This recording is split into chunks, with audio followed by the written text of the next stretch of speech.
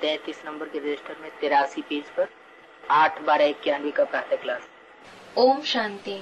This is the morning class dated 8/12/91 in register number 33 on page number 83. रूहानी बच्चों प्रति रूहानी बाप ने ओम शांति का अर्थ भी समझाया। The spiritual father has also explained the meaning of Om Shanti to the spiritual children. ओम को अहम अर्थात मैं भी कहा जाता है। Om is also called Aham, meaning me. कैसे? How? अहम माने मैं, ये तो ठीक है। Aham means me. This is correct. ओम माने मैं कैसे? But how does Om mean me? ओम का आत्मा अर्थ कैसे? How does Om mean soul? 3 अक्षरों से मिलकर के बनता है ओम। आ उ मा। 3 letters A, U, Ma make Om. इन 3 अक्षरों के क्रमशः अर्थ है Brahma, Vishnu, Shankar. The meaning of these 3 letters is Brahma, Vishnu and Shankar respectively. 3 कार्यकारी देवता, स्थापना, पालना और विनाश। They are the 3 deities who perform the action of establishment, sustenance and destruction respectively. ये आत्मा में ये 3 संस्कार भरे हुए हैं। These 3 sanskars, personality traits are filled in the soul. ये 3 कार्य करने वाली आत्मा अहम आत्मा मैं हूँ। Aham Atma meaning I the soul perform these 3 actions. Divya गुणों की, श्रेष्ठ संस्कारों की, ज्ञान रत्नों की धारणा भी करती हूँ। I also assimilate divine virtues, elevated sanskars and the gems of knowledge. दुष्ट अवगुणों का विनाश, अज्ञान का विनाश और अपने कुछ संस्कारों का विनाश भी मैं आत्मा। I the soul also destroy the wicked, bad traits, ignorance and bad sanskars of the self. और फिर श्रेष्ठ गुण, श्रेष्ठ संस्कार, श्रेष्ठ संकल्प, श्रेष्ठ ज्ञान के जो रतन धारण किए हैं उनकी पालना भी मैं आत्मा करती हूँ। And then I sustain the elevated virtues, elevated sanskars, elevated thoughts and elevated gems of knowledge that I have assimilated too. इसलिए ओम माना मैं आत्मा। That is why Om means I the soul. मैं आत्मा, मेरा शरीर, ये 2 चीजें हैं। There are 2 things, I the soul and my body. आत्मा की ये 3 कार्य हैं। These 3 tasks are of the soul. शरीर ये 3 कार्य नहीं करता। The body doesn't perform these 3 tasks. ये आत्मा ने कहा Om Shanti, It is the soul that said Om Shanti, अर्थात शांति मेरा स्वधर्म है। meaning peace is my religion of the self, Swadharm. आत्मा का निवास स्थान है शांति धाम अथवा परम धाम, जहाँ की वो रहने वाली है। The residence of the soul is the abode of peace or the supreme abode where it resides. वो है निराकारी दुनिया That is the incorporeal world. और ये है साकारी मनुष्यों की दुनिया, And this is the corporeal world of human beings, जहाँ आत्माएं साकार मनुष्य शरीर लेकर के रहती है। where the souls take on a corporeal human body and live. मनुष्य में आत्मा है और ये शरीर 5 तत्वों का बना हुआ है। A human being has a soul, and this body is made of 5 elements. आत्मा अविनाशी है, The soul is imperishable. वो कब मरती नहीं है। It never dies. तो कौन मरता है? Then who dies? शरीर मरता है। The body dies. तो अब आत्मा का बाप कौन? So now, who is the father of the soul? शरीर का बाप तो हर एक का अपना अपना अलग अलग है। Everyone has an individual father of the body. बाकी सभी आत्माओं का बाप एक ही है, परमपिता परमात्मा, उनका असली नाम है Shiv. As for the rest, the father of all the souls is just the one supreme father, supreme soul, whose actual name is Shiv. पहले पहले कहते हैं शिव परमात्मा नमः। First of all they say, Shiv Paramatmai Namaha, meaning, I bow to Shiv, the supreme soul. फिर कहेंगे ब्रह्मा देवताय नमः, विष्णु देवताय नमः। Then they will say, Brahma Devtai Namaha, meaning, I bow to the deity Brahma, Vishnu Devtai Namaha, meaning, I bow to the deity Vishnu. उन्हों को कब भगवान नहीं कह सकते। They can never be called God. किन्हों को? Who? ब्रह्मा अथवा विष्णु को? Brahma or Vishnu. सबसे ऊंचे से ऊंचा है निराकार परमात्मा। The highest on high is the incorporeal supreme soul. सबसे माने किससे किससे ऊंचा? Highest means higher than whom? है? हाँ, ब्रह्मा विष्णु शंकर से ही नहीं। Someone, Brahma. Yes, not only higher than Brahma, Vishnu, Shankar. जो भी देवताएं हैं, जो भी मनुष्य मात्र हैं, जो भी धर्म पिताएं हैं, सबसे ऊंचे है। But he is higher than all the deities, all the human beings, all the religious fathers. और ऊंच और नीच की पहचान क्या? And what is the identification of high and low? सिर्फ बिंदु कहें तो ऊंच और नीच बनता है। If we say he is just a point, does he become high or low? ऊंच और नीच इस साकारी मनुष्य सृष्टि के लिए कहा जाता है। Are the words high and low used for those in the corporeal human world? यह निराकारी आत्मलोक के लिए कहा जाता है। Or is it said for those in the incorporeal soul world? ऊंच और नीच बनता ही है कार्य के आधार पर। Someone becomes high or low depending only on his deeds. ऊंचा तेरा नाम, ऊंचा तेरा काम, तो ऊंचा तेरा धाम। Highest is your name, highest is your task, therefore highest is your abode. तो सबसे ऊंच वतन का वासी है। So, he is the dweller of the highest abode. फिर है सूक्ष्म देवताएं। There are the subtle deities after him. यहाँ सभी मनुष्य हैं इस साकार सृष्टि पर। Here, on this corporeal world, everyone is a human being. अब प्रश्न उठता है कि आत्मा का रूप क्या है? Now the question arises, what is the form of the soul? Bharat में शिव की पूजा करते हैं। Shiv is worshipped in India. Shiv Kashi कहते हैं। They say, Shiv Kashi, Shiv Kashi. Kashi माना? What does Kashi mean? Kashi माना तेज। Kashya means power of remembrance. Kashi माना तेज का पुंज, तेज का स्थान। Kashi means the accumulation of power of remembrance, a place where there is the power of remembrance. किसकी Kashi? Whose Kashi? Shiv की Kashi. Shiv's Kashi. तेज का पुंज जहाँ भरा हुआ है।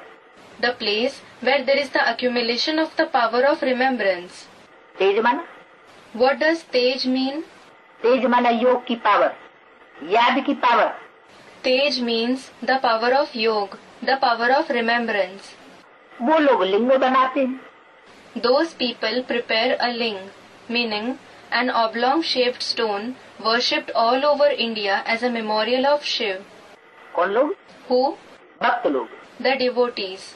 कोई बड़ा बनाते हैं, कोई छोटा बनाते हैं। Some prepare a big one, while some prepare a small one. लेकिन जैसे आत्मा का रूप है वैसे परमात्मा का रूप है। But the form of the Supreme Soul is like the form of a soul. छोटा बड़ा क्यों बनाते हैं? Why do they make it small or big? है? हाँ, कि कार्य को दिखाने के लिए जितना वो कार्य बड़ा करता है उतना और कोई कार्य बड़ा नहीं करता। Yes, to show his task, that no one else does a task as great as he does. तो सबको एक जैसा बड़ा बनाना चाहिए। If it is so, then everyone should make it, meaning the ling, equally big. कोई छोटा कोई बड़ा क्यों बनाते हैं? Why do some prepare it small and some prepare it big? हर एक के लिए उसकी बढ़ाई अलग अलग है। His greatness is different for everyone. एक जैसी परमात्मा की महिमा सब नहीं कर सकते। Not everyone can praise the Supreme Soul equally. तो छोटे बड़े की बात नहीं है। So, it isn't about making it small or big. क्योंकि जैसे आत्माएं बिंदु हैं वैसे परमात्मा भी रूप में बिंदु है। Because, just like the souls are points, the Supreme Soul also has a point form. परंतु काम के आधार पर। But on the basis of the task, बड़ा काम तो चित्रकार बड़ा रूप बनाता है। if the task performed is great, the artist makes a big form of it. परम आत्मा, उसको मिलाकर परमात्मा कहते हैं। After combining Param, meaning Supreme, and Atma, meaning Soul, it is said Paramatma, the Supreme Soul. दो शब्द हुए, परम और आत्मा। There are two words, Param and Atma. कैसी आत्मा? What type of soul? परम पार्ट बजाने वाली। The one who plays a supreme part. जिससे बड़ा पार्ट और किसी का हो ही नहीं सकता। Nobody else can have a part greater than him. परमात्मा के लिए कहते हैं वो अखंड ज्योति स्वरूप है। It is said for the Supreme Soul that he is the imperishable form of light. कोई कहते हैं ब्रह्म है। Some say he is Brahma, meaning the supreme abode. तो ज्योति कोई स्थूल थोड़ी है। So it isn't a physical light. ज्योति माना ज्ञान की ज्योति। Light means the light of knowledge. ऐसी ज्ञान की ज्योति जो अखंड है, खंडित नहीं हो सकती किसी के द्वारा। It is such a light of knowledge that it is imperishable. It can't be extinguished by anyone. माना परमात्मा ज्ञान का खंडन कोई कर नहीं सकता। It means no one can refute the knowledge given by Paramatma. कोई उसे ब्रह्म कहते हैं। Some call him Brahma. अब बाप समझाते हैं जैसे तुम आत्मा बिंदी हो वैसे मेरा रूप भी बिंदी है। Now the father explains, just like you souls are a point, even my form is a point. जब रुद्र पूजा करते हैं तो उसमें लिंग ही बनाते हैं। When they perform Rudra Puja, meaning worship of Rudra, they prepare only ling. Shiv का बड़ा लिंग बनावेंगे, They prepare a big ling of Shiv. बाकी शालिग्राम छोटे छोटे बनाते हैं। And as regards the shaligrams, meaning small round stones considered sacred in the path of devotion, they make them small. छोटे छोटे क्यों बनाते हैं? Why do they make them small? हैं? छोटा कर्तव्य। Someone, small task. Small task? क्या छोटा कर्तव्य? Which small task? छोटा कर्तव्य क्या? What is the small task? अरे चित्रकार ने क्या बनाया? Arey, what did the painter make? आत्माओं की यादगार और परमात्मा की यादगार चित्रकार ने क्या बनाया? What did the painter make as the memorial of the souls and the Supreme Soul? शिवलिंग बनाया He made the Shivling for Shiv और शालिग्राम छोटा बनाया। and he prepared small shaligrams for the souls. लेकिन बनाया क्या? But what did he make? रूप क्या बनाया? What form did he make? Someone, the form of light. Shaligram का ज्योति रूप और शिव का ज्योति रूप नहीं। He made the light form of the shaligrams. And didn't he make the form of Shiv as a light? दोनों को क्या रूप बनाया? Someone, both. What form did he make for both of them? लिंग रूप बनाया। He made the ling form for both. लिंग रूप ही क्यों बनाया? Why did he make just the ling form? और कोई अंग नहीं रह गया बनाने के लिए? Wasn't there any other part of the body left to be made as the memorial? क्या लिंग से ही काम की यादगार निकल सकती है? Is it just the ling which can fulfill the purpose of the memorial of his work? और कोई काम नहीं है? Isn't there any other work? मनुष्य में कौन सी वासना प्रधान है? Which vice is dominant in the human being? है? काम वासना प्रधान। The vice of lust is dominant. सिर्फ मनुष्य में ही नहीं, जो भी प्राणी हैं, उन सब में काम वासना प्रधान है। There is dominance of lust not only in human beings but in all the creatures. उस वासना को खत्म करने के लिए परमात्मा ने बताया, To destroy that vice, the Supreme Soul has said, मनुष्यों ने बताया, the human beings have said, विद्वान आचार्यों ने बताया, the scholars and learned ones have said, काम जीते जगत जीत। Kam jeete jagat jeet, meaning if you achieve victory over lust, you achieved victory over the world. बताया तो, They definitely said it. लेकिन प्रैक्टिकल कराया भी क्या? But did they also enable someone to do it in practice? नहीं कराया। They didn't. क्यों? Why? क्योंकि जो कराने वाला है वो स्वयं पहले कर्मेंद्रियों के ऊपर विजय पाने वाला हो। Because the one who enables others to do it should himself be the one to gain victory over his karmendriya first. Karmendriya means parts of the body used to perform actions. जो वकील है वो वकालत पढ़ाई सकता है। The one who is a lawyer can teach law. जो doctor है वो डॉक्टरी की पढ़ाई पढ़ा सकता है। A doctor can teach the study of medicine. इंद्रियों के ऊपर जीत पाने वाला ही दूसरों को इंद्रियों के ऊपर जीत पाने की पढ़ाई पढ़ा सकता है। Only the one who gained victory over his indriya can teach the study of gaining victory over the indriya to others. Indriya means literally organs, including parts of the body used to perform actions and the sense organs. तो परमात्मा जो बड़ा कार्य करता है उस बड़े कार्य के आधार पर उसका रूप भी वैसा ही चित्रकार ने बड़ा बनाया। So, the great task that the Supreme Soul performs, on the basis of that great task, the painter has also made his form big. और शालिग्रामों का छोटा बनाया, माना? And he has made the forms of the shaligrams small.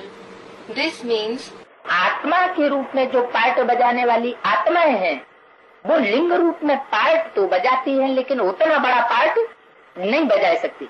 that the souls who perform a part in the form of a soul indeed play the part in the form of a ling, but they can't play a part as great as the part of the Supreme Soul. इसलिए अव्यक्त वाणी में बोला है। That is why it is said in an Avyaktvani. क्या बोला है? What has been said? तुम बच्चों को शंकर को फॉलो नहीं करना है। You children shouldn't follow Shankar. क्यों? Why? जो बाप का कार्य है उस बड़प्पन को बच्चे पहुंच नहीं सकते। The children can't reach the greatness of the father performing that task. लेकिन निराकारी स्टेज में तो बच्चे भी टिकते हैं ना। However, the children also become stable in the incorporeal stage, don't they? कहाँ सदाकाल की निराकारी स्टेज और कहाँ अल्पकाल की निराकारी stage. What a comparison between an everlasting incorporeal stage and the incorporeal stage that lasts for a short period. उस निराकारी stage के आधार पर ही बच्चों के नंबर बनते हैं। The children receive their number only on the basis of the incorporeal stage. तो जिसने जैसी निराकारी स्टेज धारण की उसका प्रूफ माला बन गई। So, whoever achieved an incorporeal stage to whatever extent, the rosary became its proof. कर्म करते हुए भी निराकारी स्टेज, कोई की कम बनी, कोई की ज्यादा बनी। Some achieved an incorporeal stage even while performing actions to a lesser extent, and some achieved it to more extent. कोई की प्रैक्टिस बहुत और कोई की practice come.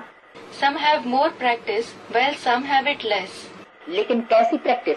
But they practice in what way? कायदे अनुसार या बेकायदे अनुसार?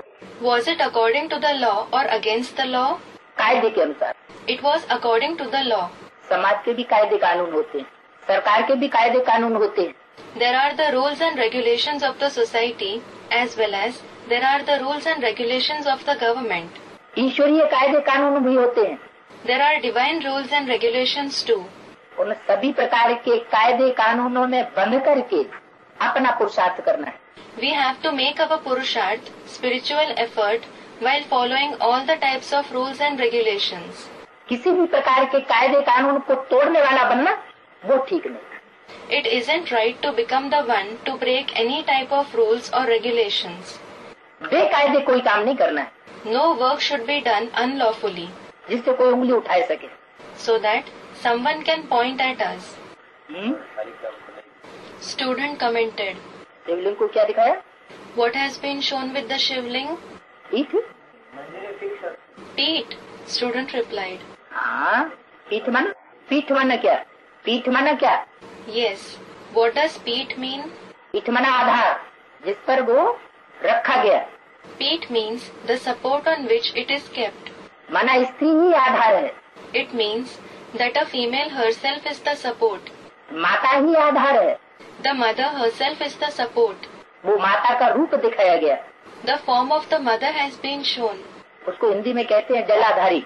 In Hindi, it is called Jaladhari, जल को धारण करने वाली। meaning the one who holds the water. क्यों पुरुष रूप क्यों नहीं दिखाया जलाधारी? Why? Why haven't they shown the form of a male as the Jaladhari? पुरुष नहीं ज्ञान जल को धारण कर सकता क्या? Can't a male hold the water of knowledge? स्त्री रूप ही क्यों दिखाया? Why have they shown only the female form? कारण क्या? What is the reason? क्योंकि कन्याओं माताओं में भावना रहती है। It is because the maidens and mothers have feelings. क्या भावना रहती है? What feelings do they have? आप बेविचारी पने की, खास भारत की माताओं में। There is the feeling of being unadulterated, especially in the mothers of India. पुरुषों में वो भावना नहीं रहती, The males don't have that feeling.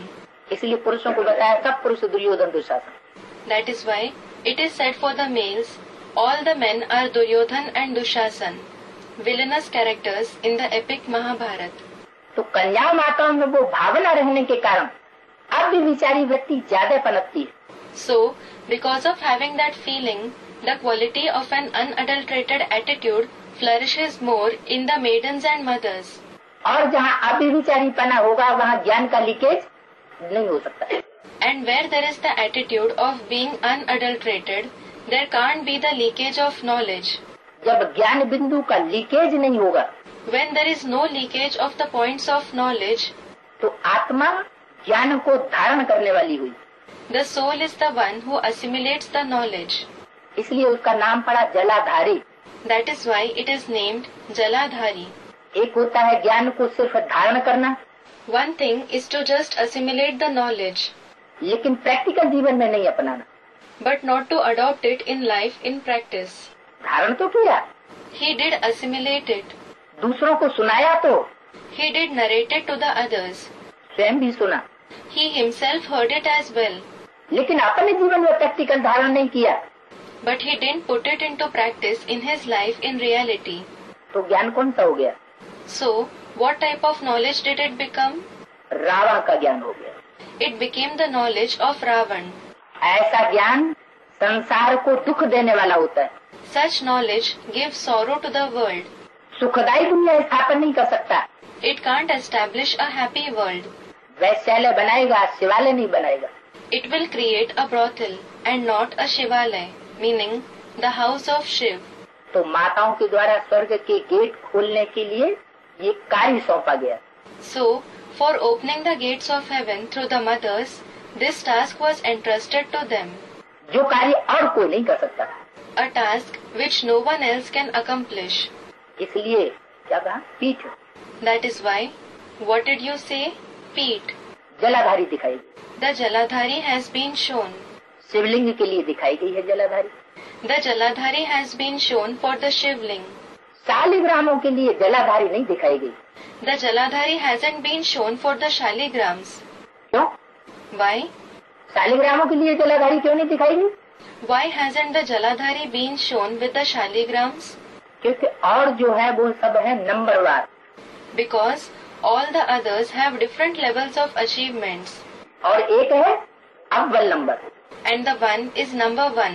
अव्वल नंबर का ही अव्वल नंबर के साथ मेल हो सकता है। Only the number one can be matched with the number one. जो इस क्वालिटी को धारण करने वाला हो। The one who imbibes that quality. ये प्रवृत्ति मार्ग की याद है। This is the remembrance of the Pravritti Marg, meaning the household path. प्रवृत्ति मार्ग की याद के लिए दोनों का समान सहयोग चाहिए। An equal cooperation of both the partners is needed for the remembrance of the Pravritti Marg. ऐसे नहीं एक योगी हो और एक भोगी हो। It shouldn't be that one is a yogi and the other is a bhogi, meaning pleasure seeker. एक इंद्रियों का रस लेने वाला हो और दूसरों इंद्रियों के ऊपर कंट्रोल करने वाला हो। One takes the pleasure of the indriya and the other one controls his indriya. तो योग के ऊपर सिद्धि प्राप्त नहीं हो सकती। If it is so, you can't make an accomplishment in yoga. दोनों ही एक जैसे पुरुषार्थी चाहिए। Both should be equal purusharthis, meaning those who make spiritual effort. तभी सिद्धि मिल सकती है। Only then can the accomplishment be attained.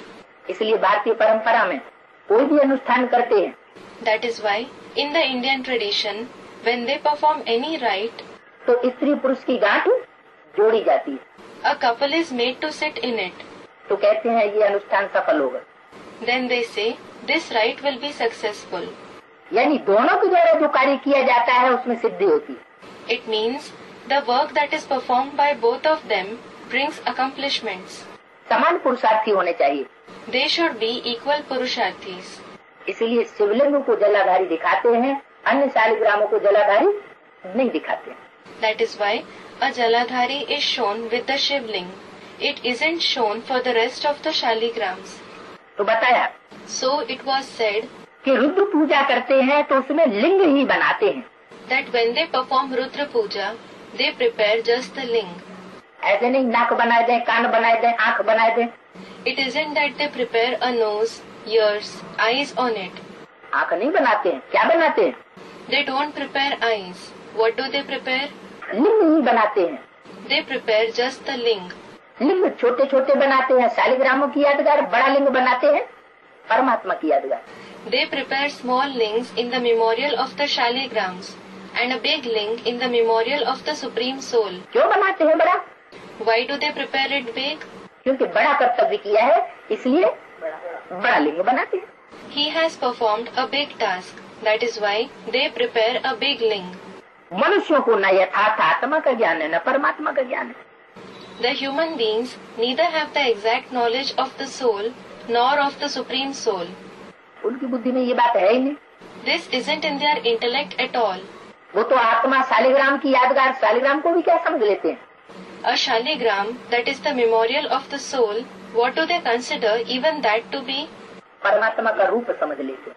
They consider it to be a form of the Supreme Soul. Shaligram भी परमात्मा का स्वरूप है। They think even the Shaligram is the form of the Supreme Soul. अरे शालिग्राम परमात्मा का स्वरूप होता, अरे, had the Shaligram been the form of the Supreme Soul, तो उसको बंधन क्यों दिखाते हैं? why is it shown with ties? बंधन में लपेटा हुआ दिखाते हैं। It is shown bound by ties. आत्मा को बंधन लगता है। The souls are bound by ties. कौन सा बंधन? Which ties? संग के रंग का बंधन आत्माओं को लगता है। The souls are bound by the ties of the color of the company. परमात्मा को संग के रंग का बंधन लग नहीं सकता। The Supreme Soul can't be bound by the ties of the color of the company. Student commented, संग के रंग का बंधन दिखाते हैं, वो या होती है पत्थर की। the tie of the color of the company is shown, isn't it? There is a round stone. तो उसमें चारों तरफ यूं यूं बंधन दिखाते हैं। It is shown with ties all around like this. Ties means a thread is wound around the small stone. वो बंधन आत्माओं को लगता है। The souls are bound by those ties. परमात्मा को बंधन नहीं लगता है। The Supreme Soul is not bound by ties. Someone in the path of bhakti, the Shivling isn't venerated that much. ऐसा तो है। It isn't so. शिवलिंग ढेर के ढेर बनाए जाते हैं, वो शालिग्राम ढेर के ढेर बनाए जाते हैं, शिवलिंग एक बनाया जाता है। Numerous Shaligrams are made and just one Shivling is made. तो ज्यादा महिमा कहाँ हुई? So, how are they, meaning Shaligrams, more praised? ज्यादा महिमा किसकी हुई? What is more praised? शिवलिंग की हुई। It is the Shivling. Shaligram के मंदिर है? Are there any temples of Shaligrams? नहीं। No. और शिवलिंग के तो मंदिर है, तो ज्यादा महत्ता किसकी हुई? But there are temples of the Shivling. So, what is greater? Shaligram घर में रखने से और ज्यादा इससे भी ज्यादा। Student replied, शिवलिंग का मंदिर जो बनता है वो शहर से बाहर बनता है। the temples of the Shivling are made out of the city. और शालिग्राम की घर घर में पूजा अलग अलग होती है। And Shaligrams are worshipped individually in every house. इसका मतलब क्या हुआ? What does it mean? कि वो देह और देह की दुनिया से परे He is beyond the body and the bodily world. शमशान घाटवासी दिखाया जाता है। He is shown as a Shamshan Ghat Vasi, meaning the resident of the cremation ground. इस साकार दुनिया में ऐसे मुर्दे को ले जाते हैं शमशान घाट में। In this corporeal world, like when a corpse is taken to the cremation ground, तो पहले शहर की तरफ होता है sir, first its head is in the direction of the city, फिर जब शहर के बाहर निकलते हैं and when they come out of the city, तो चेंज कर देते हैं। they change the position of the corpse. Sir किधर हो जाता है? In which direction do they turn its head? शमशान घाट की तरफ। इसका क्या मतलब हुआ? Towards the cremation ground. What does this mean? कि परमधाम जब आत्माएं जाएंगी तो उनकी बुद्धि का योग किधर होगा? It means that when the souls go to the supreme abode, where will be the connection of their intellect? परमधाम की ओर होगा। It will be towards the supreme abode. परमधाम या शमशान घाट एकदम शांति का स्थान है। The supreme abode and the cremation ground are very peaceful places. तो आत्माएं घर गृहस्थ में रहने की आदि है। The souls are used to living in the household. और परमात्मा? And what about the supreme soul? घर गृहस्थ की कीचड़ में रहने का आदि नहीं है। He isn't used to living in the mire of the household. इसलिए शालिग्राम की घर घर में पूजा होती है सिंहासन पर रखकर। That is why Shaligrams are worshipped in every house by placing them on a throne. और परमात्मा बाप की? And what about the worship of the Supreme Soul Father?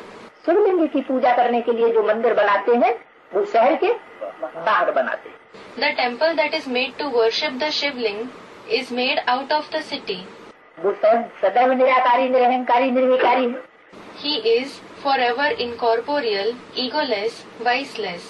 क्यों? Why? क्योंकि रागी नहीं है। Because he isn't passionate, ragi. वो सदा का वैरागी है। He is a vairagi forever. Vairagi means the one who is free from worldly desires. लेकिन घर गृहस्थ में रहते हुए वैरागी। But he is a vairagi while living in the household. बेहद का वैरागी। An unlimited vairagi. एक सदा काल का और एक अल्पकाल का। One is forever vairagi and the other is vairagi for a short period. अंतर तो पड़ता है ना। It certainly makes a difference, doesn't it? तो मनुष्य तो न यथार्थ आत्मा का ज्ञान है और न उनको परमात्मा का ज्ञान। So, a human being neither has the exact knowledge of the soul nor of the Supreme Soul. तो मनुष्य बाकी क्या रहा? So, how is he a human being then? वो तो जैसे जानवर हो गया। It is as if he is an animal. कौन? Who? जो न आत्मा के स्वरूप को जाने, काम को जाने, न परमात्मा बाप के कार्य को जाने। The one who neither knows the form, the task of the soul, nor does he know the task of the Supreme Soul Father. क्योंकि ये कांटों का जंगल है ना। Because this is a jungle of thorns, isn't it? जिसमें जानवर जैसे मनुष्य रहते हैं। Animal-like human beings live in it. सब में 5 विकार प्रवेश। The 5 vices have entered everyone. देह अभिमान में आकर एक दूसरे को काटते रहते हैं। They keep biting each other by becoming body conscious. ये विकार है ही दुख देने वाले। These vices certainly give sorrow. कोई मर गया तो दुख हो गया। If someone died, they would become sorrowful. ये भी कांटा लगा। Even this is like being pricked by a thorn. कोई भी मनुष्य को न आत्मा का न परमात्मा का रियलाइजेशन है। None of the human beings have the realization of the soul or the Supreme Soul. इसलिए नाम है बंदर संप्रदाय। That is why they are named Bandar Sampradai, meaning the community of monkeys. सूरत मनुष्य की और सीरत विकारी। The face, Surat, is of a human being and the behavior, Sirat, is vicious. किसकी दिखाई गई सूरत मनुष्य की सीरत विकारी? Who is shown with the face of a human being and a vicious behavior? है? किसका चित्र दिखाया? Whose picture has been shown? Hanuman का भी दिखाया और नारद का भी दिखाया। The face of Hanuman, a monkey-faced deity, as well as that of Narad, a sage shown in mythology, have been shown. नार माने ज्ञान जल, द माने देने वाला। Nar means the water of knowledge. The means the one who gives. जो दूसरों को ज्ञान जल देता है, चलो Baikunth. The one who gives the water of knowledge to others, saying, "Let's go to heaven." और स्वयं चक्कर कहाँ काटते हैं? But where does he himself wander? कांटों के जंगल में। In the jungle of thorns. तो सूरत मनुष्य की है, सीरत विकारी है, रावण संप्रदाय है। So, the face is of a human being, and the behavior is vicious. They are of Ravan's community. है ही रावण राज्य। It is certainly Ravan Rajya, meaning the kingdom of Ravan. इसलिए सब कहते हैं हमको राम राज्य चाहिए। That is why everyone says we want Ram Rajya. Gita में भी अक्षर है कौरव संप्रदाय। The word Kaurav Sampradai, Kaurav community, is mentioned in the Gita too. कौन सा रव? Which Rav? रव माना शोरगुल। Rav means noise. कैसा शोरगुल? What type of noise? किसका शोरगुल? Whose noise? कौए का शोरगुल। The noise of a crow. कौआ शोरगुल बहुत करता है। A crow creates a lot of noise. आवाज तो करता है, It makes noise. लेकिन खाता क्या है? But what does it eat? खाता है गंध। It eats dirt. और जब खाता है तो सब जमात को बुलाता है, काव काव करके। And when it eats, it calls the entire group by cawing. गंध खाने के लिए भी जमात इकट्ठी करता है। It gathers the group even for eating dirt. जैसे कलयुग के अंत में 5 स्टार होटल खोले जाते हैं। Just like at the end of the Iron Age, 5-star hotels are opened. व्यभिचार चलता है। Just adultery takes place in it. अखबारों में एडवर्टाइजमेंट निकलती है। Advertisements are published in the newspapers. तो अक्षर ही है कौरव संप्रदाय। So, The very word is Kaurav Sampradaya. भाषणबाजी बहुत करते हैं, They give a lot of lectures, लेकिन काम बहुत गंदे। but their acts are very dirty. Pandav संप्रदाय और यादव संप्रदाय, ये भी नाम है। There are also the names Pandav Sampradaya, meaning the community of the Pandavas, and Yadav Sampradaya, meaning the community of the Yadavas. कितने संप्रदाय हुए? How many communities are there? 3 संप्रदाय हुए, There are 3 communities. कौरव संप्रदाय, यादव संप्रदाय और पांडव संप्रदाय। The Kaurav community, the Yadav community, and the Pandav community. अभी तुम बच्चे राजयोग सीख रहे हो। Now you children are learning Raj Yoga. राजयोग श्री कृष्ण सिखला ही न सके। Shri Krishna can't teach Raj Yoga. राजाई प्राप्त कराने का योग श्री कृष्ण नहीं सिखला सकता। क्यों? Shri Krishna can't teach the yoga through which we attain kingship. Why? Shri Krishna का तो गायन है, Shri Krishna is praised. शास्त्रों में नाम दिया हुआ है, His name has been mentioned in the scriptures. तो मुफ्त में झूठा नाम दिया हुआ है क्या? So have they given his name for nothing? है? श्री कृष्ण का नाम कैसे आया? How was the name of Shri Krishna mentioned? वास्तव में प्राचीन शास्त्रों में गीता में कृष्ण का नाम नहीं था।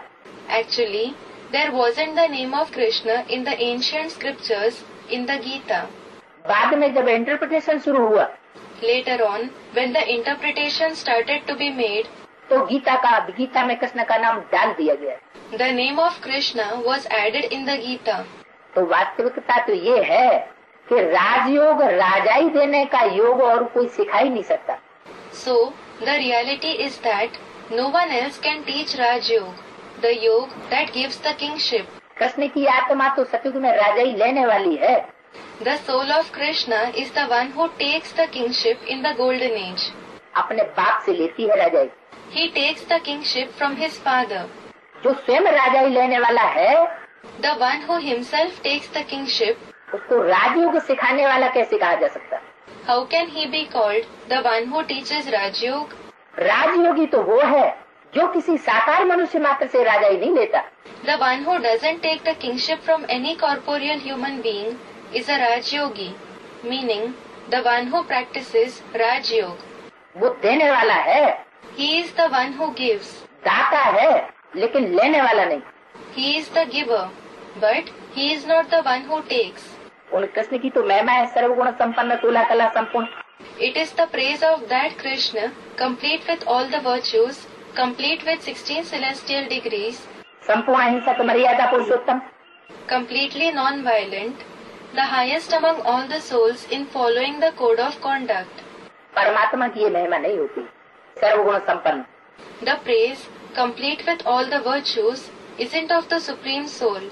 परमात्मा अगर सर्वगुण संपन्न बने If the Supreme Soul becomes complete with all the virtues, तो उस दुनिया में जो गुणहीन भरे हुए हैं उनका खलासा कैसे होगा?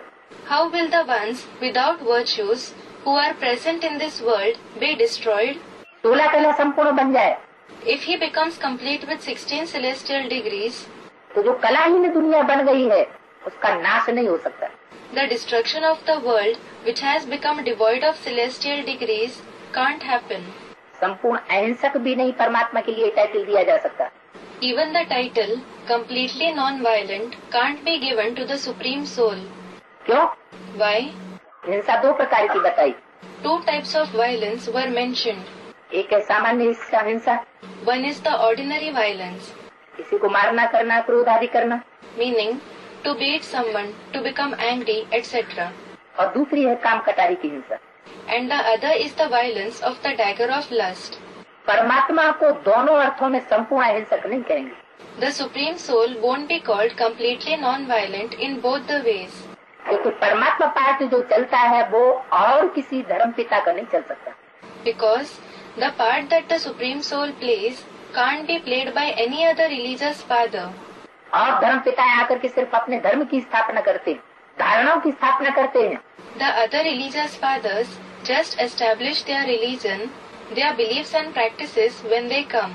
लेकिन पुराने परंपराओं का, पुराने संस्कारों का, पुरानी रीतियों का, कुरीतियों का विनाश नहीं कर पाते। But they aren't able to destroy the old traditions, old sanskars, old customs and the misconducts. इसलिए दुनिया नीचे गिरती रहती है। That is why the world continues to degrade. दुनिया में विष बढ़ता रहता है, The poison continues to increase in the world, अमृत खलास होता जाता है। and the nectar finishes gradually. खलास नहीं कर सकते पुरानेपन को, They couldn't finish the oldness. तो उनके नएपन की स्थापना का कोई मूल्य नहीं रहा। So, there is no value in the establishment of their newness. लेकिन परमात्मा अलग कार्य करता है। But the Supreme Soul performs a different task. वो धर्म की स्थापना के साथ साथ अधर्म का विनाश भी करता है। Along with the establishment of the religion, he also destroys irreligiousness. दुर्गुणों का विनाश भी करता है, कुरीतियों का विनाश भी करता है। He destroys the bad traits as well as the misconducts. ये कार्य सर्वशक्तिमान परमपिता परमात्मा के सिवाय और कोई दूसरा धर्मपिता नहीं कर सकता। This task can't be performed by any other religious father except the Almighty Supreme Father, Supreme Soul. क्यों? Why? क्योंकि पुरानेपन का विनाश करने के लिए चाहिए टक्कर लेने की ताकत, Because the power to confront is necessary to destroy the oldness. और वो टक्कर लेने की ताकत मनुष्य गुरुओं में नहीं हो सकती।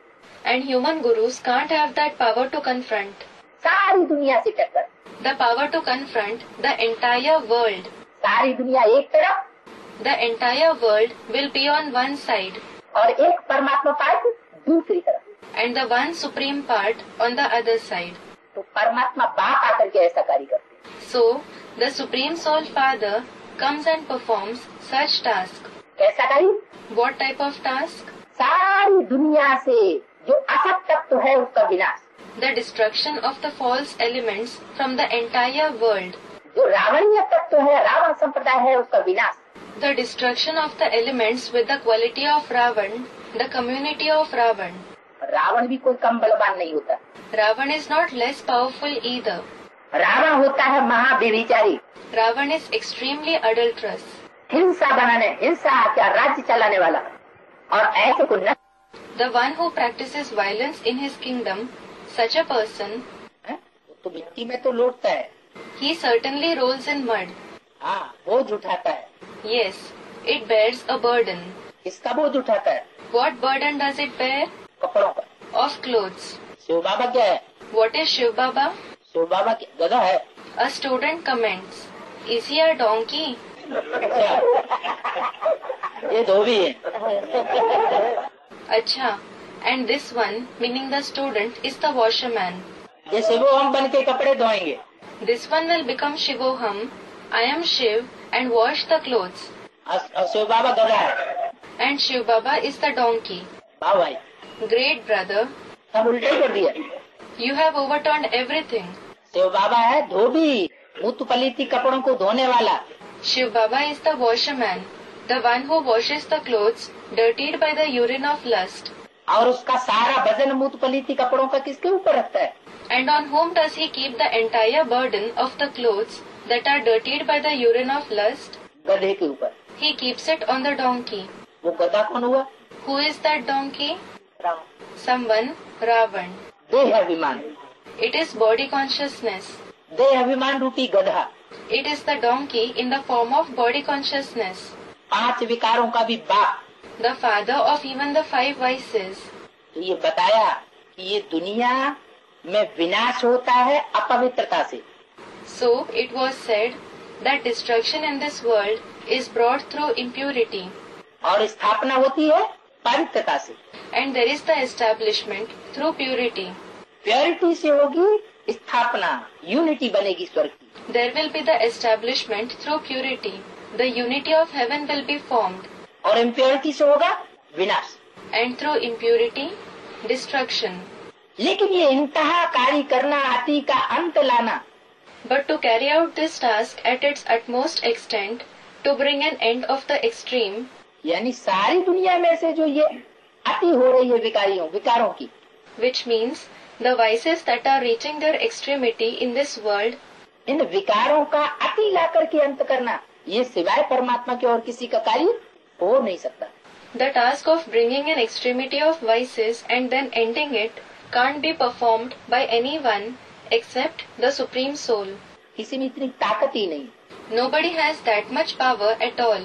तो परमात्मा बाप को ही ये कर्तव्य कराने पड़ते हैं।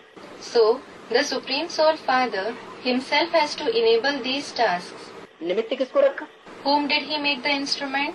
मैं नहीं विनाश करता हूँ। I don't bring the destruction. ये किसने बोला? Who said this? शिव बाप ने बोला मैं विनाश नहीं करता हूँ। The Father Shiv said, I don't bring the destruction. मैं विनाश करूँ तो मेरे ऊपर दोष आ जाए। I will be accused if I bring the destruction.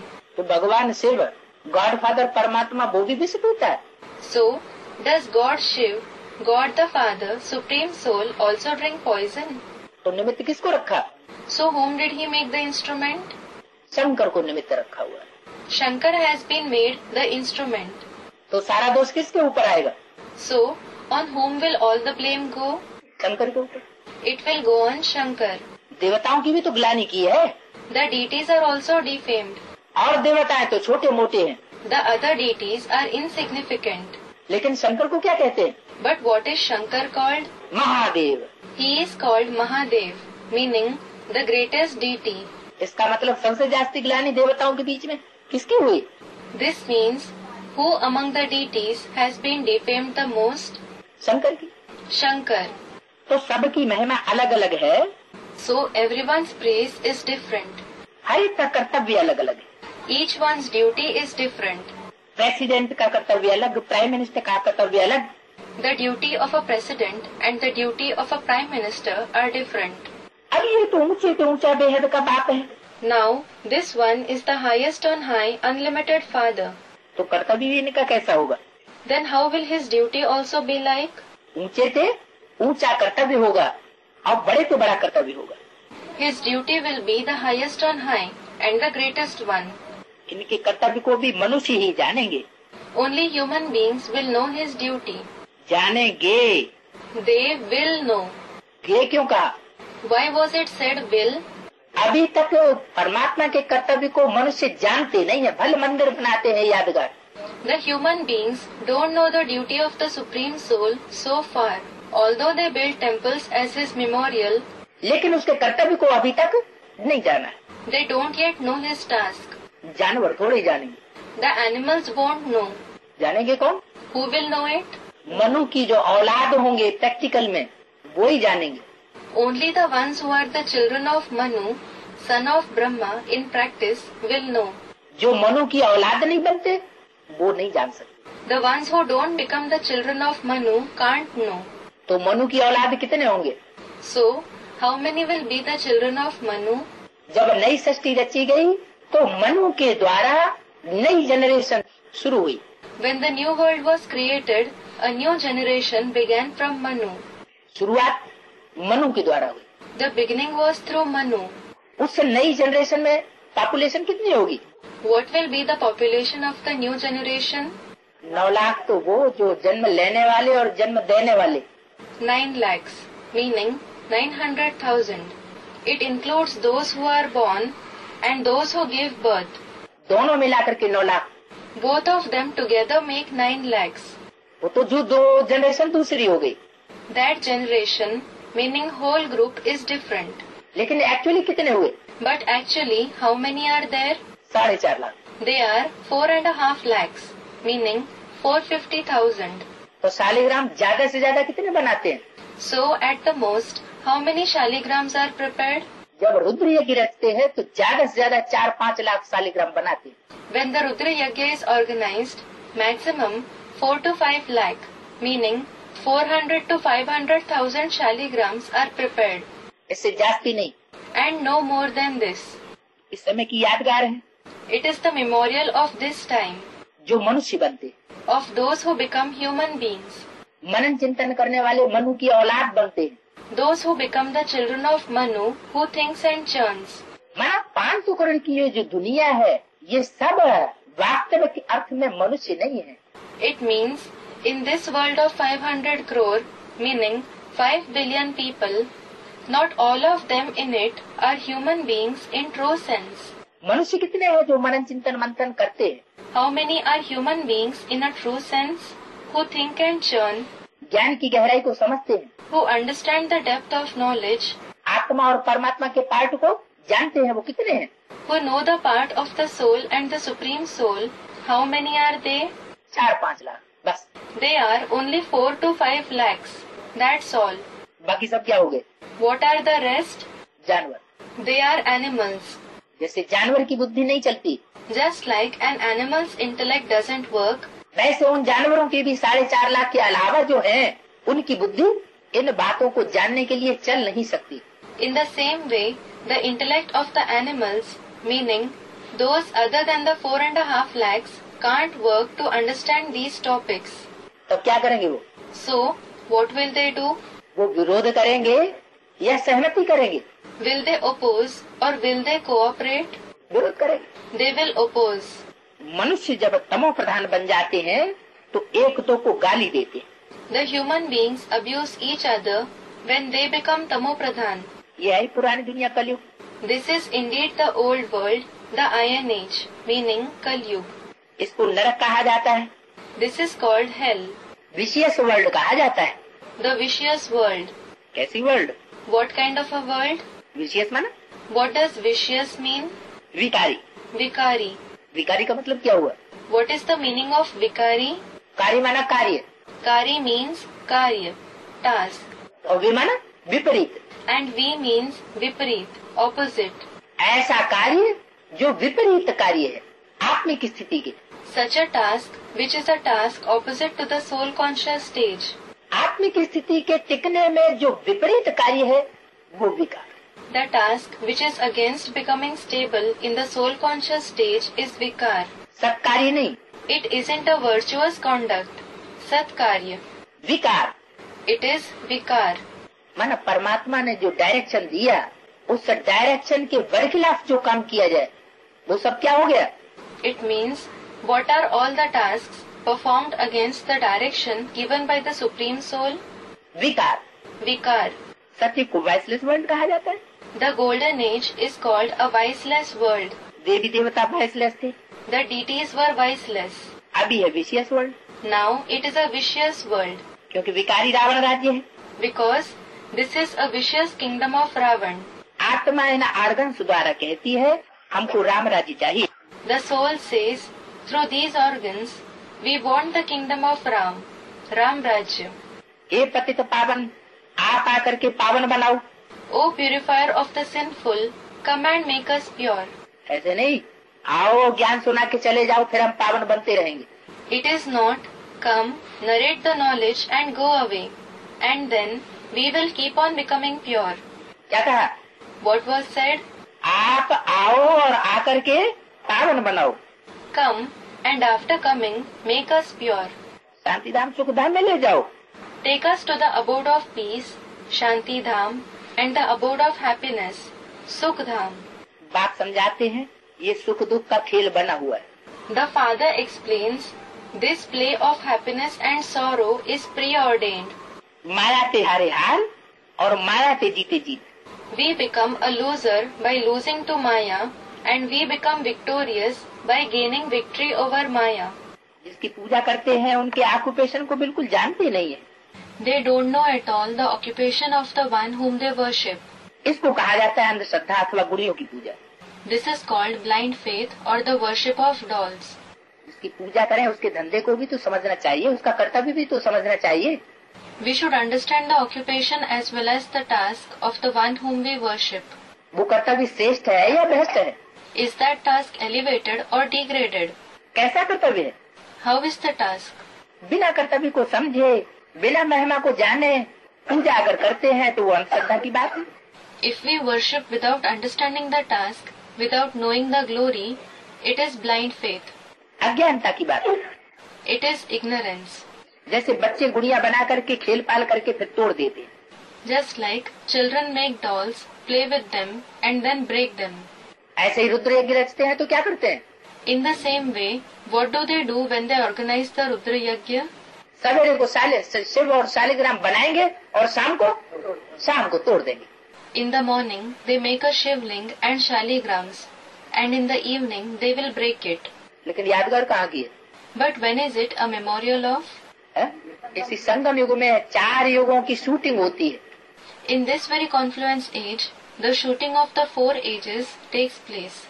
उन चारों युगों की शूटिंग में ब्रह्मा का दिन और ब्रह्मा की रात चलती है। There is the day of Brahma and the night of Brahma in the shooting of all the 4 ages. जब ब्रह्मा का दिन होता है तो शिव के ऊपर श्रद्धा भाव रखते हैं, आत्मिक स्टेज में रहते हैं। When it is the day of Brahma, they believe in Shiv and stay in the soul conscious stage. माना शालिग्राम बनाए, शिवलिंग बनाया। It means they prepared shaligrams and a Shivling. और जब ब्रह्मा की रात होती है तो क्या करते?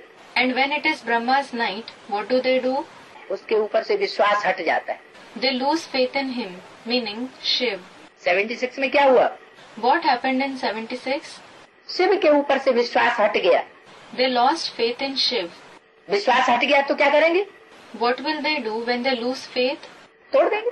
They will break it. Shaligram को भी तोड़ते हैं और शिवलिंग को भी तोड़ देते हैं। They break the shaligrams as well as the Shivling. तोड़ने का मतलब क्या हुआ? What is the meaning of breaking? तोड़ने का मतलब क्या हुआ? What does breaking mean? निश्चय बुद्धि से अनिश्चय बुद्धि बन जाना। It means to have a doubting intellect from having a faithful intellect. जब किसी के ऊपर से श्रद्धा विश्वास निश्चय हट जाता है तो फिर वो उसका दुश्मन हो जाता है। When someone loses faith and belief on someone, he becomes his enemy. शिवलिंग को किसी ने तोड़ा? Who broke the Shivling? Mohammad Ghazni. उसने क्या किया? What did Muhammad of Ghazni do? शिवलिंग को तोड़ दिया। He broke the Shivling. लेकिन इसकी शूटिंग कहाँ होती है? But when does the shooting take place? सर्वमन में शूटिंग होती है। The shooting takes place in the confluence age. ये दिल तोड़ने की बात है। This is about breaking the heart. जरूर कोई ब्रह्मा कुमार कुमारी का ही पार्ट होता है। It is surely the part of some Brahma Kumar Kumari. सब प्रकार के पार्ट निराकार शिव बच्चों के द्वारा ही बजाता है। The incorporeal Shiv plays all types of parts only through the children. कोई मुकर्रर रथ भी होता है। There is some permanent chariot as well. उस मुकर्रर रथ के दिल को तोड़ने का काम किया जाता है। They do the task of breaking the heart of the one who is the permanent chariot. टूटता नहीं है, He doesn't break, लेकिन वो अपनी तरफ से ऐसे समझते हैं कि हमने इसको ज्ञान में से तोड़ दिया। but they, meaning the ones who broke, think we have broken him from knowledge. ज्ञान में से टूटना माना मर जाना। To break away from the knowledge means to die. कि मर गया, खलास हो गया। They think he is dead, he finished. फिर जब परमात्मा पार्ट को ही तोड़ दिया अपने तरीके से, So, when they broke the one who plays the part of the Supreme Soul himself in their own way, तो क्या आत्माओं को छोड़ देंगे? will they spare the other souls? है? आत्मा को छोड़ेंगे? Will they spare the souls? नहीं। No. फिर आत्माओं को भी तोड़ना शुरू कर देते। Then they start breaking the souls as well. तो ढेर मंदिर तोड़े। So, they have broken many temples. कहने का मतलब ये हुआ कि ये सारी शूटिंग इस समय चलती है ब्राह्मणों की दुनिया में। What I mean is that the entire shooting takes place in the world of Brahmins now. परमात्मा बाप ब्रह्मा के द्वारा अभी ब्राह्मणों की रचना कर रहा है। The Supreme Soul Father is creating the Brahmins through Brahma now. नई दुनिया बना रहा है। He is creating the new world. तो ब्राह्मणों का संगठन और बढ़ाना चाहिए या तोड़ना चाहिए? So, should they increase the population of the gathering of the Brahmins more, or should they break it down? बढ़ाना चाहिए, उसकी बढ़ोतरी होनी चाहिए। They should increase it. There should be an increase. सारी दुनिया ब्राह्मण बने। The people of the entire world should become Brahmins. सारी दुनिया परमात्मा बाप को पहचाने। The entire world should recognize the Supreme Soul Father. ऐसा तो किसी धर्म संप्रदाय में होता ही नहीं। It never happens like this in any religious community. कैसा? How? कि किसी को सत्संग में आने से किसी को धक्का देकर के लात मार के निकाला जाए। That if someone comes to the gathering, he is pushed and kicked out from the gathering. लेकिन ये कहाँ होता है? But where does this happen? है? ये हम ब्रह्मा कुमार कुमारियों की दुनिया में होता है। ये This happens in our world of us Brahma Kumar Kumaris. लात मार के धक्का मार के उसका दिल तोड़ के निकाल दिया जाता है। They kick him, they push him, they break his heart and expel him. अब आत्मा कहाँ जाए? Now, where should that soul go? दुनिया के धर्म संप्रदायों को छोड़ करके, दुनिया के धर्म कुरीतियों को छोड़ करके आत्मा आई इधर। The soul came here after leaving the religious communities of the world, after leaving the worldly religious misconducts. और इधर से भी उसको धक्का मिल गया। But it suffered blows even here. तो जैसे नाव होती है, Just like there is a boat. कैसी नाव? What type of boat? जिसका कोई खेने वाला नहीं रहा प्रैक्टिकल में। A boat which has no rower in practice. तो ये हाल हो जाता है मझधार में पड़ी हुई नाव के समान। So, the condition of that soul becomes like that of a boat left in midstream. इसलिए गीता में कहा गया है, किसी के श्रद्धा विश्वास भाव को तोड़ना नहीं चाहिए। That is why it is said in the Gita, you shouldn't break anyone's feeling of faith and belief. जिसकी श्रद्धा जहाँ टिकी हुई है, उस श्रद्धा को बनाए रखना चाहिए। Wherever someone's faith is held, it should be maintained. अगर कोई भक्ति मार्ग में चल रहा है, If someone follows the path of bhakti, तो जबरियन उसकी भक्ति को छुड़ाना ठीक नहीं, it isn't right to forcefully prevent him doing bhakti, क्योंकि वो आधार लेकर के चल रहा है। because he is living taking its support. उस जबरियन उसकी भक्ति को तोड़वाया जाएगा तो वो ज्ञान में नहीं चलेगा। If he is forcefully prevented of doing bhakti, he won't follow the knowledge. ज्ञान को भी समझ नहीं पाएगा, भक्ति से भी उखड़ जाएगा। He won't be able to understand the knowledge, and he will break away from bhakti as well. Bar teacher ने कहा कोई स्टूडेंट आपका घर में जो जोर से बोलिए। हाँ। Someone, my teacher said, speak loudly. जो फोटो सब लगाया है वो सब निकाल के फेंक। हाँ, भक्ति मार्ग की जो है हाँ, सभी निकाल के फेंक। हाँ। तो The student, throw away all the photos that are in your house. Remove all the photos of the path of bhakti. Yes, so? मैं उसको ऐसा सजेशन देता। The student, he gave such suggestion. हाँ, मतलब भक्ति को छोड़ दो। Yes, this means let go of bhakti. हाँ, हाँ, अगर किसी की बुद्धि में परमात्मा का स्वरूप बैठ जाएगा, Student, yes, yes. If the form of the Supreme Soul sits in someone's intellect, कि एक ही परमात्मा का स्वरूप है, निराकारी, निर्विकारी, निरहंकारी, that there is only one form of the Supreme Soul, which is incorporeal, viceless, egoless, दूसरा कोई स्वरूप हो ही नहीं सकता। there can't be any other form at all. एक परमात्मा से ही सभी प्रकार की प्राप्ति होती है। All types of attainments are obtained only through the one Supreme Soul. दूसरे किसी देवता से या किसी भूत प्रेत से प्राप्ति नहीं होती है। We don't obtain any attainments from some other deity or any ghosts and spirits. तो वो अपने आप ही निकाल के फेंक देगा। Then he will remove and throw away all the photos on his own. लेकिन जबरियन बलात्कार पूर्वक किसी से ऐसा करवाना, ये तो ठीक नहीं है। But it isn't right to forcefully make someone do this. उसका दंड मिलता है। If they do so, they receive punishment for it. तो बताया कि जिसकी पूजा करते हैं उसके ऑक्यूपेशन को पहले जानना जरूरी है। So it was said, first it is necessary to know the occupation of the one whom we worship, नहीं तो अंधश्रद्धा का मार्ग हो जाता है। or else it becomes the path of blind faith. Shiv परमात्मा नमः कहते हैं।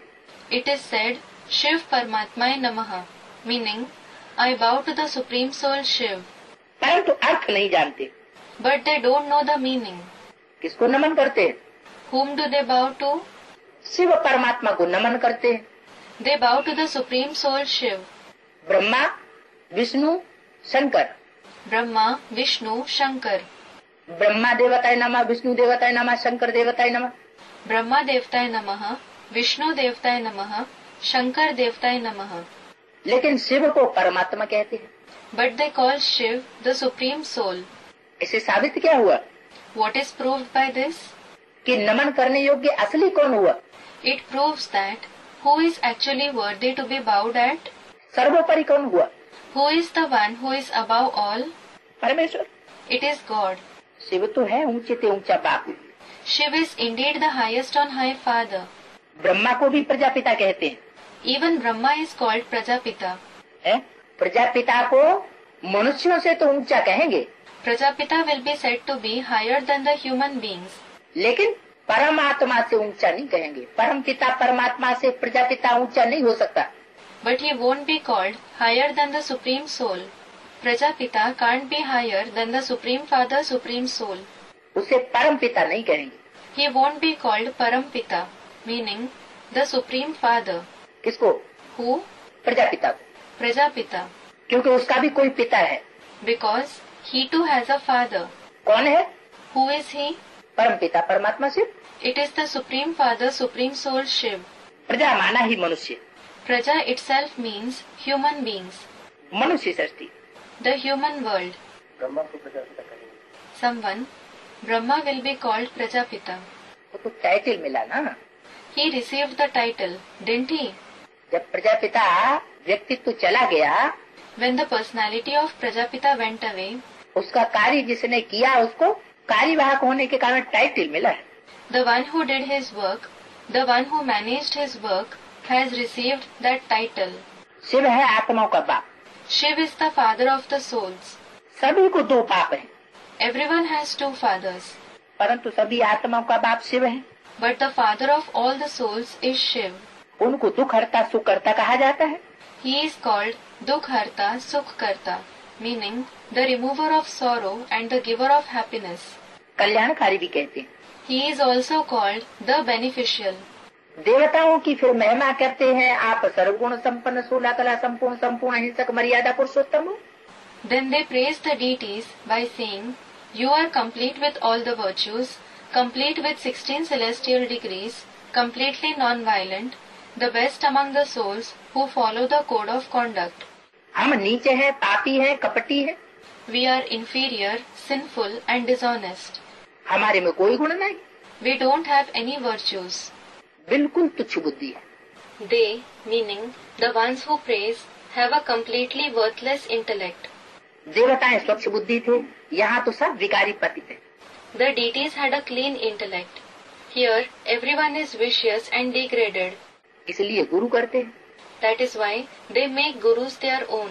गुरु वह जो सदगति करे। A guru is the one who brings about true liberation, meaning Sadgati. तो कौन हुआ गुरु? So, who is the guru?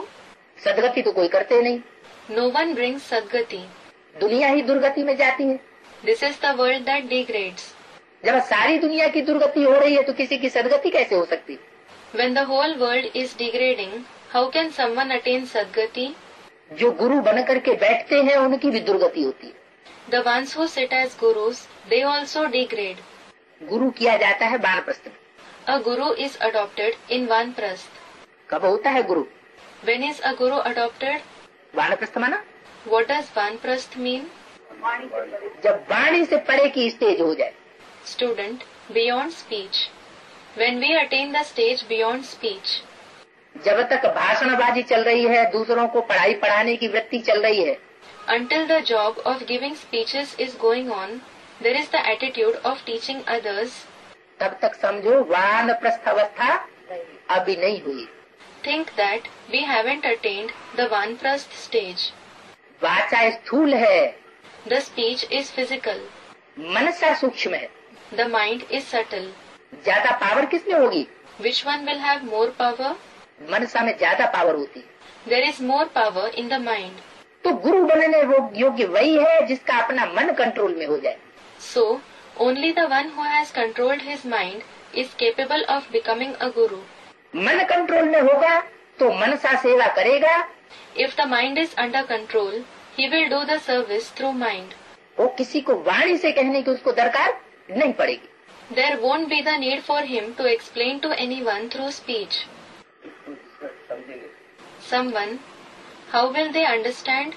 वाचा से ही समझा जाता है क्या? Does someone understand only through speech? देवताओं की भाषा इशारे की होती है, The language of deities is of signs. वो इशारे से कैसे समझ लेते हैं? How do they, meaning deities, understand by signs? बोल बोल के ही समझते हैं क्या? Do they understand only by talking to someone? दूर बैठे वाइब्रेशन देकर के किसी आत्मा को वाइब्रेशन नहीं दिया जा सकता क्या? Can't a soul sitting far away be given vibrations? अगर न दिया गया होता तो फिर ऐसा कहा ही क्यों होता? If it hadn't been given vibrations, why would he have said so? अव्यक्त बाप दादा ने बोला है Avyakt Bapdada said, कि असली सेवा कब होगी? when will the actual service take place? जब मन सा सेवा शुरू करे। When you start doing service through the mind. तो गुरु वह जो सदगति करे। So, a guru is the one who brings about Sadgati. काहे की सदगति करे? Sadgati of what? पहले शरीर की सदगति करे या मन बुद्धि रूपी आत्मा की सदगति करे? Should he first bring about the Sadgati of the body or of the soul in the form of the mind and intellect? पहले तो मन बुद्धि रूपी आत्मा की सदगति चाहिए। At first, the Sadgati of the soul in the form of the mind and intellect is required. वो मन बुद्धि रूपी आत्मा की सदगति हो ही सकती है तब जब आत्मा राजयोग सीखे। The Sadgati of the soul in the form of the mind and intellect can happen only when the soul learns Raj Yoga. राजयोग सिखाने के लिए सिवाय परमपिता परमात्मा के कोई मनुष्य मात्र नहीं हो सकता। Except for the Supreme Father, Supreme Soul, no human being can teach Raj Yoga. क्यों? Why? क्योंकि मनुष्य सब विकारी होते हैं। Because all the human beings are vicious. परमात्मा ही है जो निर्विकारी है, It is only the Supreme Soul who is viceless, जो मन को कंट्रोल करना सिखाता है, मनुष्य से देवता बनाता है। who teaches to control the mind and transforms us from human beings into deities. तो वानप्रस्थ में गुरु करते हैं, भक्ति मार्ग में। So, in the path of bhakti, gurus are adopted in the Vanprasth stage. ये परंपरा कहाँ से चली? Since when did this tradition begin? संगम युग से। It began in the Confluence age. संगम युग में भी आत्माएं जब बोल बोल की स्थिति से परे हो जाए, Even in the Confluence age, when the souls go beyond the stage of speech, जो कर्मणा और वाचा सेवा कर रहे हैं, उस सेवा से भी परे की स्टेज में पहुंचने लगे। when they start to reach the stage even beyond the stage of the service through actions and the service through speech that they are doing, तब गुरु करने की stage I. then they will attain the stage of adopting a guru. जब तक वाचा चल रही है, As long as we are speaking, वाचा किस लिए चलती why do we speak? है? दूसरों को समझाने के लिए। To explain to others. अगर दूसरे समझे हुए हों सब, तो वाचा चलाने की दरकार नहीं रहेगी। If all the others have already understood, there will be no need to speak. तो दूसरों को तो तब समझाएं जबकि पहले खुद समझें। So, we will explain to others only when we ourselves understand. जो खुद समझ जाएगा, जो खुद समझू होगा, The one who himself understands, the one who is himself sensible. समझ माना ज्ञान, Understanding means knowledge. खुद ज्ञानी होगा, संपूर्ण ज्ञानी होना माना कर्मेंद्रियों के ऊपर पूरा control. If he himself is knowledgeable, to be completely knowledgeable means to have full control on the karmendriya. पूरा कंट्रोल जब प्रैक्टिकल में कर्मेंद्रियों के ऊपर हो जाता है, तो मनसा की पावर बहुत तीखी हो जाती है। When someone has full control on the karmendriya in practice, the power of the mind becomes very intense. जो सामने आएगा वो कन्वर्ट होगा। Whoever comes in front of him will convert. उसको क्या कहते हैं? What is he called? Parasnath. He is called Parasnath, meaning the one who has a paras, meaning an intellect that can transform others like the sorcerer's stone. पारस पत्थर का गायन क्या है? What is the praise for the Paras Patthar, meaning sorcerer's stone? जिसके भी touch में आया वही चेंज हो गया। Whatever it touches, it changes. तो वानप्रस्थ में गुरु करते हैं, कहते हैं हम भगवान के पास जाना चाहते हैं। So, they adopt gurus in Vanprasth. They say, we wish to go to God. सतयुग में वानप्रस्थ अवस्था कहते नहीं है। In the golden age, it isn't said to be the Vanprasth stage. वहाँ तो ये मालूम रहता है कि हमको एक शरीर छोड़ दूसरा लेना है। There we know that we have to leave one body and take another. यहाँ मनुष्य गुरु करते हैं मुक्ति में जाने के लिए। Here the human beings adopt a guru to attain liberation. परंतु जाता तो कोई भी नहीं है। But no one attains liberation. देह के बंधन से कोई मुक्त नहीं होता, दुख दर्दों से मुक्त कोई नहीं होता। No one is released from the bondage of the body. No one is liberated from sorrow and pain. जन्म जरा मरण के दुखों से मुक्त कोई होता ही नहीं। No one is liberated from the sorrow of birth, old age and death at all. तो गुरु करने का फायदा क्या हुआ? Then, what was the advantage of adopting a guru? ये गुरु लोग सब भक्ति मार्ग के हैं। All these gurus are of the path of bhakti. शास्त्र भी सभी भक्ति मार्ग के हैं। All these scriptures are also of the path of bhakti. ये बात बाप समझाते हैं। The father explains this topic. बाप एक ही है, Only the one is the father. वही भगवान है। He alone is God. मनुष्य को भगवान कैसे कह सकते हैं? How can a human being be called God? या तो सभी को भगवान कहते रहते हैं। Here they keep calling everyone God. Sai Baba भी भगवान, हम भी भगवान, तुम भी भगवान। Sai Baba is God.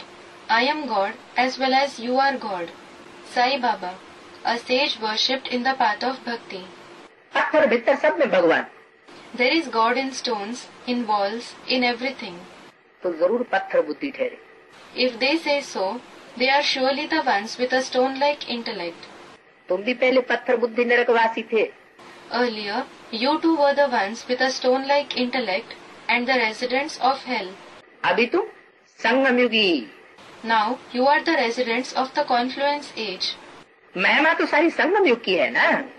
The entire praise is of the confluence age, isn't it? पुरुषोत्तम मास मनाते हैं, They celebrate the Purushottam Mass, meaning leap month. परंतु उसमें कोई उत्तम पुरुष बनते नहीं हैं। But no one becomes the most elevated man in it. किसमें? In which month?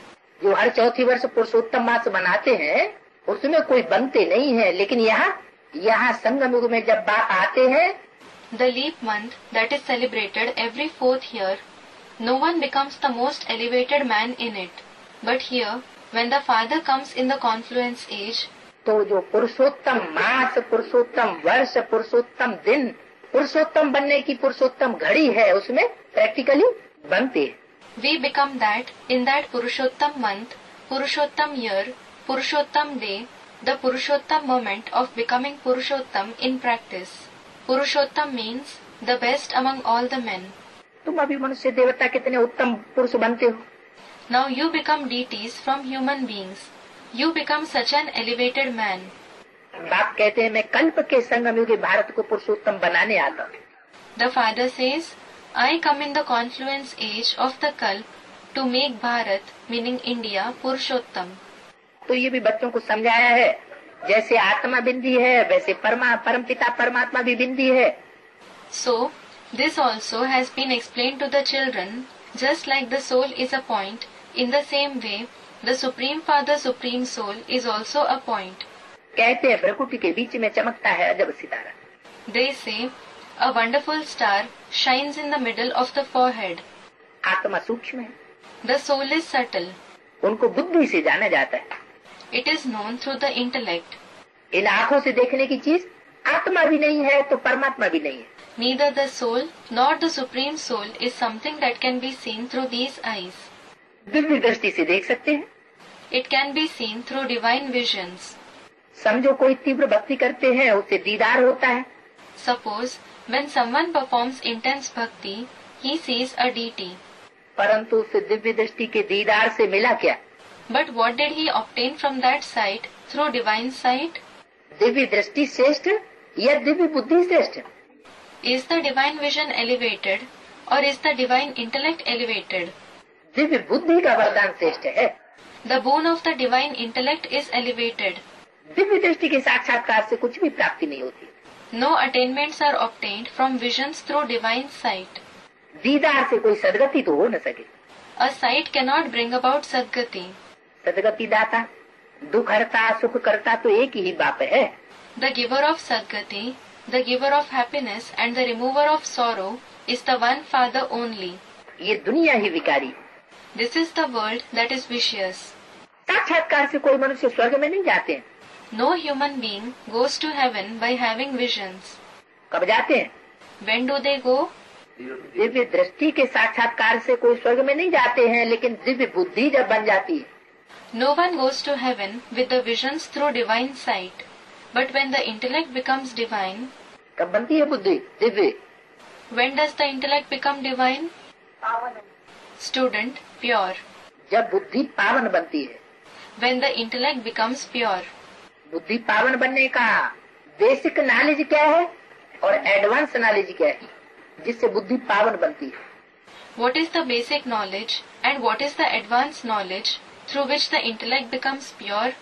Basic knowledge है मैं आत्मा बिंदु, The basic knowledge is I, the soul, am a point, और आत्मा का बाप परमात्मा ज्योति बिंदु। and the father of the soul, the supreme soul, is a point of light. ये प्रैक्टिस जो करते हैं तो बिंदु सूक्ष्म स्वरूप की याद से बुद्धि कैसी बनेगी? Those who practice this, how will the intellect become through the remembrance of the subtle form of the point? महीन बुद्धि बनती है। The intellect becomes sharp. महीन बुद्धि में कोई भी बात की गहराई को समझने की ताकत आती है। A sharp intellect has the power to understand the depth of any fact. और ज्योति स्वरूप बिंदु को याद करते हैं And if they remember the point, an embodiment of light, तो ज्योति को याद करने से बुद्धि में क्या आएगा? what will come to the intellect on remembering light? ज्ञान, ज्योति आएगी, Knowledge, light will come into it. प्रकाश आएगा, बुद्धि प्रकाशित बनेगी, There will be brightness. The intellect will brighten up, अंधकार नष्ट होगा। and the darkness will be destroyed. तो ये बेसिक नॉलेज से आत्मा में ऐसी पावर आती है So, the soul achieves such a power from the basic knowledge कि परमात्मा के उस सूक्ष्म पार्टधारी को पहचाना जा सकता है। that the subtle actor who plays the part of the Supreme Soul can be recognized from it. Basic knowledge में जो परिपक्व नहीं हुआ The one who hasn't become perfect in the basic knowledge तो परमात्मा के उस पार्ट को पहचाना नहीं जा सकता। can't recognize the part of the Supreme Soul. साक्षात्कार तो कर सकता है, He can have visions, लेकिन बुद्धि जब तक सूक्ष्म नहीं हुई है but until the intellect has become subtle, तब तक दिव्य बुद्धि नहीं कही जा सकती। the intellect can't be called divine. Divya दृष्टि तो बन सकती है। The sight can become divine. साक्षात्कार तो ढेरों को हुए भक्ति मार्ग में, In the path of bhakti, numerous people had visions. तो कोई उन्हें परमात्मा थोड़े मिल गया। Little indeed did they find the Supreme Soul. परमात्मा को उन्होंने थोड़े पहचान लिया, They didn't recognize the Supreme Soul. स्वर्ग में थोड़े चले गए। They didn't go to heaven. परमात्मा को जब पहचानती है बुद्धि, When the intellect recognizes the Supreme Soul, परमात्मा पार्टधारी को पहचानती है, when it recognizes the actor who plays the part of the Supreme Soul, तब असली प्राप्ति होती है रचयिता बाप से, जो स्वर्ग का रचयिता है। the real attainment is then obtained from the Creator Father, who is the Creator of heaven. तो भक्ति मार्ग में कोई स्वर्ग में नहीं जाते हैं। So, in the path of bhakti, no one goes to heaven. Shiv की भक्ति की, दीदार हुआ, फिर क्या हुआ? They worshipped Shiv, they had a glance. And then what happened? वापस तो कोई गया नहीं, No one went back to the Supreme Abode. सिर्फ दीदार हुआ तो खुश हो जाते हैं। They become happy just on having a glance. Brahma बाबा को भी क्या हुआ? What did Brahma Baba also experience?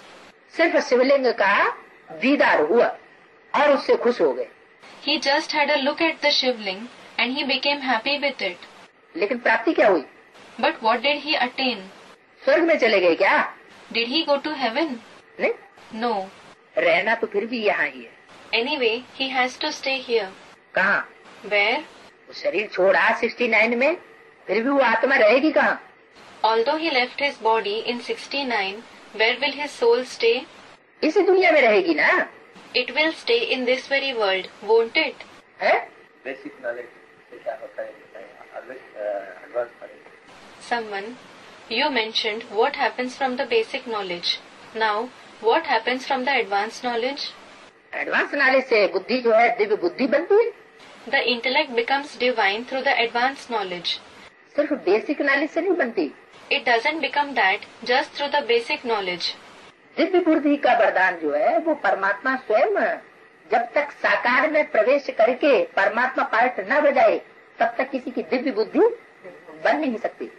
As regards the blessing of the divine intellect, nobody's intellect can become divine until the Supreme Soul himself enters the corporeal one and plays the part of the Supreme Soul. तो वापस तो बाप बिगर कोई नहीं ले जा सकता।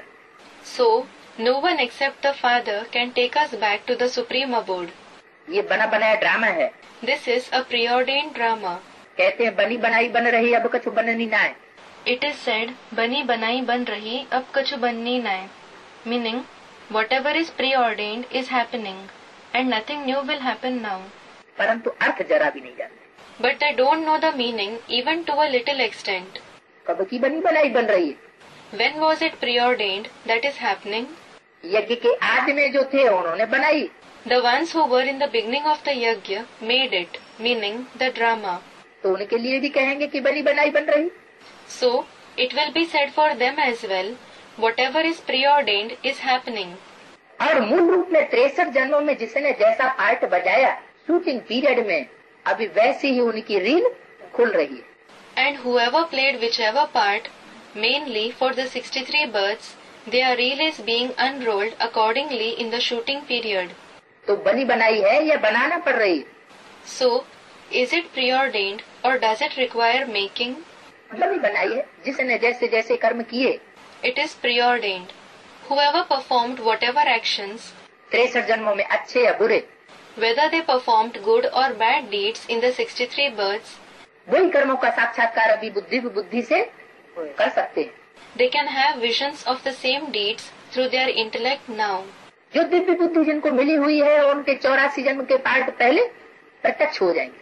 The part of the 84 births of those who have received the divine intellect will be revealed to them first. वो तो कह देते हैं हर एक आत्मा 84 लाख जन्म लेती है। They say that every soul has 84 lakh, meaning 8.4 million births. उनको आत्मा का भी ज्ञान नहीं। They don't have the knowledge of the soul either. उसमें एक मनुष्य जन्म दुर्लभ होता है, ऐसे कह देते हैं। They say one birth in those 84 lakh births as a human being is rare. 84 lakh योनियां हैं, उनका जो चक्र चलता है उसमें मनुष्य जन्म दुर्लभ होता है। In the cycle of the 84 lakh species, a birth as a human being is rare. क्या मतलब हुआ? What does it mean? अरे मनुष्य के ही जन्म होते हैं मनुष्य के। अरे, human beings are born only as human beings. जानवर के या पशु पक्षियों की योनियों के जन्म नहीं होते। They don't have births in the species of animals, birds or insects. लेकिन मनु की औलाद वास्तव में सिर्फ एक जन्म में ही बनते हैं। But they become the progeny of Manu in reality for only one birth. जहाँ मनन चिंतन मंथन चल सकता है सही रीत से। When the thinking and churning can take place in a proper way. तो बाप कहते हैं कि 84 लाख जन्म लेते हैं अन्य योनियों में और एक जन्म लेते हैं मनुष्य का, ऐसी कोई बात नहीं है। So, the father says, it isn't that we take 84 lakh births in other species and one birth as a human being. मनुष्य का तो बड़ा पार्ट चलता है। Human beings have a long part. मनुष्य ही स्वर्गवासी और मनुष्य ही नरकवासी बनते हैं। The human beings themselves become the residents of heaven and the residents of hell. कहाँ की बात? It is about which time? स्वर्ग में कौन होंगे? Who will be in heaven? मनुष्य होंगे या देवता होंगे? Will there be human beings or deities? देवता होंगे। There will be deities. तो देवताएं स्वर्गवासी बनते हैं, ये तो ठीक बात। So, it is right that the deities become the residents of heaven. लेकिन मनुष्य स्वर्गवासी बनते हैं, मनुष्य नरकवासी बनते हैं, ये कैसे? But how is it that the human beings become the residents of heaven and the residents of hell? संगम युग में है ये बात कि संगम युग में मनुष्य आत्मा चाहे तो अपना वायुमंडल ज्ञान से ऐसा बनाए, अपना वाइब्रेशन ऐसा बनाए। It is in the confluence age that if a human soul wishes on the basis of knowledge, it can make its atmosphere, its vibrations such कि शरीर में रहते हुए भी अपने को कहाँ अनुभव करे। that even while staying in the body, where should he experience himself? स्वर्ग में अनुभव करे। He should experience himself in heaven. और चाहे तो नरक में अनुभव करे। आत्मा अपना मित्र अपना शत्रु स्वयं ही है। And if he wishes, he can experience himself in hell. The soul itself is its friend and enemy. तो मनुष्य स्वर्गवासी नरकवासी बनते हैं। So, human beings themselves become the residents of heaven and the residents of hell. Bharat ही सबसे ऊंच खंड था। Only India was the highest land. Lakshmi Narayan का राज्य था। There was the kingdom of Lakshmi and Narayan. सबसे माना किससे? Highest means higher than whom? है? भारत तो सबसे ऊंच खंड था। किससे ऊंच खंड था? India was the highest land. It was the land higher than which land? खंड नहीं कहते हैं। Someone replied, that isn't called a land, meaning khand. उनको तो धर्म हुआ, खंड किसे कहेंगे? It is a religion. What will be called a land? जैसे भारत खंड। Like, there is the land of India. Bharat Khand, जैसे बौद्धिक खंड, the land of those of the Buddhist religion, इस्लामी खंड, the land of those of Islam, Christian खंड, वो कौन से हुए? the land of those of the Christian religion. Which are they? वो उन धर्मों के स्थान, They are the regions of those particular religions. वो देश विशेष जहाँ उन धर्मों का प्रचार प्रसार जास्ती हुआ. The countries where especially those particular religions spread more. तो वो खंडों से सबसे ऊंचे भारत देश है. So, the country of Bharat is higher than all those lands. तो कौन सी युग की बात हुई? So, it is about which age? संगम युग की बात हुई. It is about the confluence age. सत्युग त्रेता में तो वो धर्म खंड रहेंगे ही नहीं. Those religious lands won't exist at all in the golden age and the silver age. धर्म ही नहीं रहेंगे. Those very religions won't exist. तो सबसे ऊंचे और सबसे नीचे का क्या सवाल हुआ? Then there is no question of being the highest and the lowest. ये जो भारत के लिए गायन है कि भारत सबसे ऊंच खंड था, कब था? This is the praise for India, that India was the highest land. When was it that? आज से 5000 वर्ष पहले था. It was that 5000 years ago from today. सत्युग त्रेता की बात नहीं है. It isn't about the golden and the silver age. Lakshmi Narayan का राज्य था. There was the kingdom of Lakshmi and Narayan. कौन से लक्ष्मी नारायण का राज्य था? It was the kingdom of which Lakshmi and Narayan? जो नर से नारायण बने, नारी से लक्ष्मी बने, उनका राज्य था.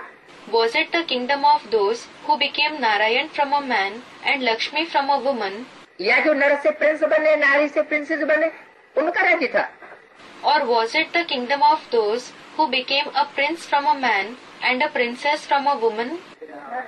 नर से जो डायरेक्ट नारायण बने.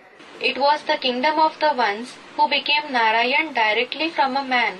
उस बच्चे के रूप में जन्म लेकर के अपने लौकिक बाप से प्रॉपर्टी लेकर के नारायण बने, राजा बने, उनकी बात नहीं है.